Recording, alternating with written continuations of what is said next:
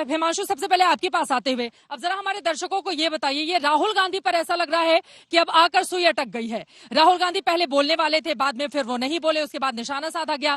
क्या हुआ ऐसा? क्योंकि निशिकांत दुबे के बयान के बाद भी वहां पर हंगामा बरप गया। देखिए, निशिकांत दुबे का जो बयान था, आपने जब उन्होंने भाषण शुरुआत की तो उन्होंने कहा कि राहुल गांधी भाषण सबसे पहले शुरुआत करने वाले थे। गौरव गोगोई ने इस बात को लेकर नोटिस भी दिया था और उस नोटिस में कहा था कि उनकी जगह जो है वो इस डिबेट की शुरुआत जो है वो राहुल गांधी करेंगे। लेकिन अंत समय में जो है वो मामला पलट गया। मुझे लगता है कांग्रेस की स्ट्रेटेजी रही होगी कि अंत में राहुल गांधी को बुलवाया जाए, क्योंकि कांग्रेस के पास जो है 1.5 से 2 घंटे का समय है इस पूरे डिस्कशन में, और 18 घंटे का जो टाइम अलॉट है, लगभग 2 घंटे का समय जो है चित्रा वो कांग्रेस को अलॉट किया गया है। और इसीलिए स्ट्रेटेजी के तहत शायद राहुल गांधी जो है अब वो थर्ड डे बोले।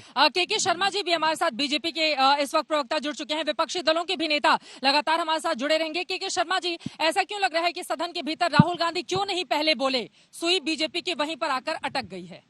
हमारी सुई नहीं अटकी है चित्रा जी, वहां पर माइक थोड़ा पास ले लें। लेकिन जो खबरें चल रही थी, जो बातें थी और जिस तरह से कांग्रेस के नेता इस बातों को कह रहे थे, तो हमारी अपेक्षा थी कि वो कम से कम बोले, क्योंकि जब जब राहुल गांधी बोलते हैं निश्चित तौर से हमारे लिए बहुत अच्छे मुद्दे मिलते हैं, क्योंकि उनकी जो है सोच, क्योंकि उसका दर्द जो है वो तो कांग्रेसी अच्छे से समझते हैं कि जब भी वो भाषण दिए हैं, निकलने के बाद इनके बड़े नेताओं को बाहर निकल के क्या बोलना पड़ता है? यही बोलना पड़ता है, अरे उनने बोलने का सेंस कुछ और था, उनके भावों को समझिए, उनके शब्दों पे मत जाइए, आप उनके भावों को समझिए। तो इनके लिए बड़ी तकलीफ का विषय बन जाता है। लेकिन मणिपुर के मुद्दे पर जबरदस्त तरीके से घेरा है गौरव गोगोई ने आप लोगों को, उस पर क्या है जवाब? वो बार बार सवाल पूछ रहे हैं, देश के जो सबसे बड़े नेता है वो क्यों नहीं गए मणिपुर? चित्रा जी, गौरव गोगोई जी ने आधा अधूरा बयान वहां पर किया है मणिपुर के संदर्भ में। अभी हमारे यहाँ से वक्ता आने दीजिए, बहुत स्पष्टता से मणिपुर के ऊपर में स्पष्टता हो जाएगी और इनकी कलई इस तरह खुलेगी। शायद गौरव गोगोई जी को इस बात की जानकारी नहीं कि इनके यूपीए सरकार के दौरान 750 से ज्यादा हत्याएं हुई हैं वहां पर उस मणिपुर में, और इनकी बोलती बंद रही उस समय। यही नहीं, हर साल 3-3 महीने 4-4 महीने के लिए मणिपुर जो है ब्लॉक हो जाता था भारत से। वहां पर पेट्रोल नहीं पहुंचता था, राशन नहीं पहुंचता था, और किस तरह के ब्लॉकेज होते थे ये तो सारे मीडिया ने रिपोर्ट किया है। क्या हालतें वहां पर रही हैं।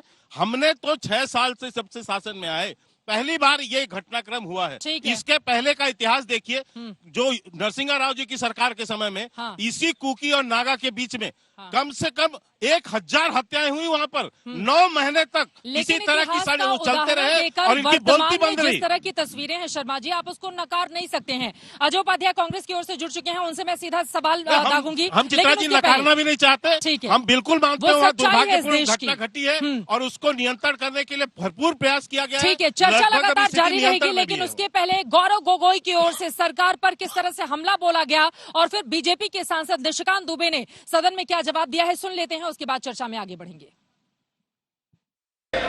धर्मीय जगह को भी बख्शा नहीं गया, धर्मीय अनुष्ठान पर भी आज भीड़ घुसी और उसका असम्मान किया। आज इंटरनेट नहीं है, आप कहते हैं कि सब नॉर्मल है, स्थिर है, आज भी इंटरनेट नहीं है, बच्चे स्कूल नहीं जा पा रहे, लोग अपनी बातें नहीं रख पा रहे। आज भी कितनी महिलाओं पर अत्याचार हुआ है, वो अपनी बात ही नहीं रख पा रहे।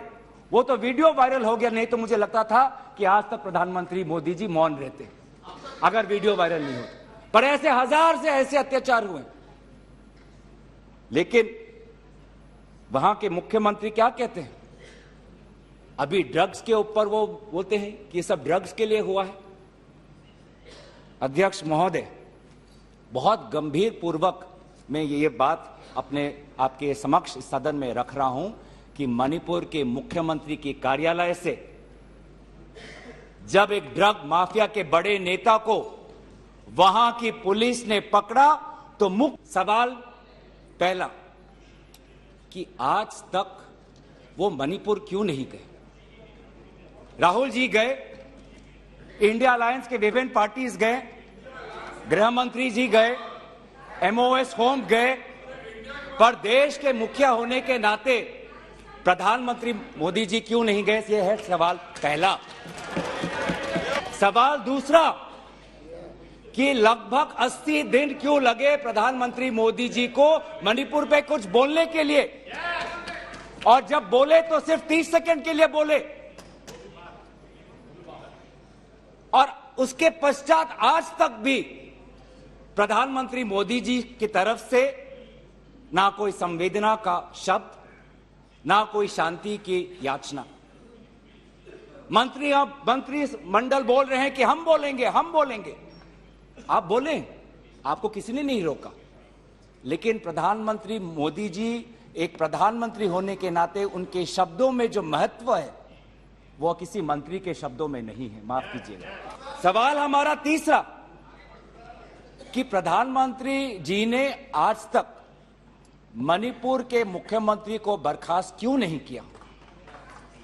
आपने गुजरात में जब निर्वाचन आए, गुजरात में जब आपको अपनी राजनीति करनी थी तो गुजरात में मुख्यमंत्री बदल दिए, एक बार नहीं 2 बार। उत्तराखंड में निर्वाचन आ रहे थे तो उत्तराखंड में 1 बार, 2 बार, 3 बार, 4 बार शायद आपने मुख्यमंत्री बदल किए। त्रिपुरा में निर्वाचन आए तो त्रिपुरा में भी आपने निर्वाचन आपने से पहले आप मुख्यमंत्री को बदला। मणिपुर के मुख्यमंत्री में ऐसा क्या आपने विशेष आपका आशीर्वाद आप दे रहे हैं जिन्होंने खुद कबूल किया है कि आज मेरे कारण एक इंटेलिजेंस फेलियर हुआ है। कल राहुल जी आए, ऐसा हंगामा हुआ, पूरी दुनिया आ गई। राहुल जी गए ही कब थे? हम लोग भी यहां सारे सांसद बैठे हैं और उनको जानकारी होनी चाहिए कि हम जो है बजट सेशन में यहां आए थे, मार्च अप्रैल में यहां आए थे ना। राहुल जी थे बजट सेशन में कि नहीं थे ना? इसके बाद हम लोग मानसून सेशन में आए, राहुल जी हैं कि नहीं मानसून सेशन में? राहुल जी गए कहां थे, कहां गए थे, किस तरह की चर्चा है? और दूसरी बात यह है कि जिस सुप्रीम कोर्ट के जजमेंट के आधार पर आए हैं उसने अभी जजमेंट नहीं दिया है, अभी स्टे ऑर्डर दिया है। और तो भी उन्होंने कहा है, लोग कहते हैं प्रधानमंत्री मौन है, प्रधानमंत्री माफी नहीं मांगते, प्रधानमंत्री चीजें नहीं बोलते। मैं ये कह रहा हूं कि ये क्या नहीं कर रहे हैं, अभी भी कह रहे हैं, 2 चीजें कह रहे हैं। मैं माफी नहीं मांगूंगा। क्यों माफी मांगे भाई? मोदी तो बहुत छोटा जात है, नीच जात है, ओबीसी है, ओबीसी से क्यों माफी मांगेंगे? बड़े आदमी हैं। पार्टी का शुक्रगुजार हूं कि उन्होंने मुझे अविश्वास प्रस्ताव पर जो है पहले वक्ता के तौर पर बोलने के लिए खड़ा किया। मैं ये सोच रहा था कि राहुल जी बोलेंगे क्योंकि मीडिया में तरह तरह की खबरें आ रही थी, लेकिन लगता है कि शायद जी आज तैयार नहीं थे, देर से उठे होंगे तो नहीं बोल पाए। कोई बात नहीं है, गौरव गोगोई जी ने बोला, बहुत अच्छा बोला। और निशिकांत दुबे ने जैसे ही ये लाइनें कही उसके बाद सदन में जबरदस्त तरीके से हंगामा हो गया राहुल गांधी के ऊपर की गई इस टिप्पणी को लेकर।